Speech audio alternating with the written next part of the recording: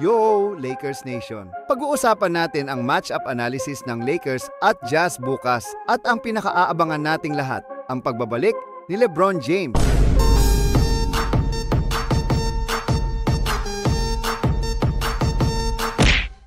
Ayon sa mga pinakahuling ulat, nakatakda na ang pagbabalik ni LeBron James.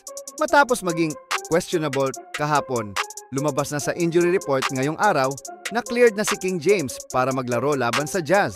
Ito na ang pinakahihintay nating pagkakabuo ng opisyal na starting lineup ng Lakers. Kasama si LeBron. Makikita na natin sa wakas ang bagong chemistry ng koponan. Paano kaya ang magiging koneksyon nila ni DeAndre Ayton sa ilalim? Magagawa kaya nilang makipagsabayan agad sa bagong chemistry na ito? Excited na ba kayong mapanood ang laban bukas? Hindi dapat ipagwalang bahala ang Utah Jazz. Kahit may record lang silang 5 sa 8 laro, may mga banta silang hindi basta-basta. Si Lauri Markkanen na kasalukuyang nag-a-average ng 30 punto at 6 na puntos kada laro. Bago lang din sila nanalo laban sa isang top contender sa East, ang Chicago Bulls, sa iskor na 150 laban sa 147, kung saan nagtala si Markkanen ng 47 puntos. Kaya hindi pwedeng baliwalain ang Jazz. Magiging magandang matchup ito para sa Lakers. Paano kaya nila pipigilan si Markkanen? Siyempre, ang Lakers ay galing din sa back-to-back na panalo at malaking bentahe ang pagbabalik ni LeBron sa lineup, lalo na't sa home court pa ng Lakers ang laban. Ang magandang balita para sa Lakers, walang malakas sa paint ang Jazz ngayon dahil si Walker Kessler ay out na para sa buong season dahil sa shoulder injury. Malaki ang pag-asa na maghahari si DeAndre Ayton sa ilalim dahil wala siyang malakas na direktang makakatapat.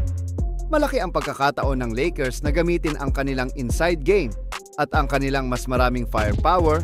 Ang susi ay kailangan ma-integrate ni LeBron ang sarili niya sa team nang hindi na de-disrupt ang kasalukuyang rhythm ng Lakers. Base sa inilabas na injury report para sa laban bukas, si LeBron James ay cleared na at maglalaro. Sina Rui Hachimura at Marcus Smart ay available na rin bukas. Ang rookie ng Lakers na si Ado Thiero ay available. Si Gabe Vincent lang ang out pa rin dahil sa kanyang injury bukas. Halos kumpleto na ang rotation ng Lakers. Mayroon na silang LeBron at Marcus Smart. Ewan ko lang kung ilang minuto ang ibibigay ni Coach JJ Redick sa mga manlalaro dahil halos kumpleto na ang roster ng Lakers. Abangan natin ang aksyon bukas. Lakers Nation, at para naman sa Utah Jazz, ito ang kanilang injury report. Si Walker Kessler ay out, season-ending shoulder injury.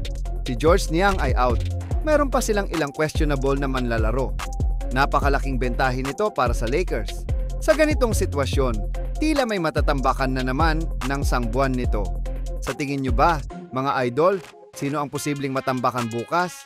Kaya ba ng Jazz pigilan ang opensa ng Lakers na may LeBron?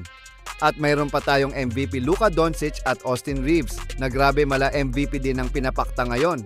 At Ayton pa, ano pigilan ng paint niyan? Na ngayon wala si Walker Kessler.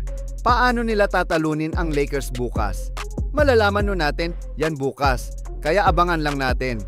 Sa ganitong setup, kung makakalaro si LeBron at maganda ang simula ng opensa ng Lakers, gaya ng inaasahan, sila talaga ang mananalo bukas. Kailangan lang nilang magpakita ng magandang depensa at pigilan ang mainit na shooting ni Lauri Markkanen. Sa kabilang banda, kung sisimulan ng Jazz ang laban na may magandang momentum at makakasabay sila sa opensa ng Lakers, may posibilidad na mabaliktad ang laban. Ang mabilis na pagkuha ng momentum ay susi para sa kanila. Kaya hintayin lang natin bukas kung paano nila pipigilan ang opensa ng Lakers. Baka kainin na naman sila ng depensa natin, lalo't nandyan na ulit si LeBron. Pero hindi pa rin tayo dapat pakampante. May posibilidad na may sorpresang ilabas ang Jazz at makuha nila ang momentum sa simula ng laro.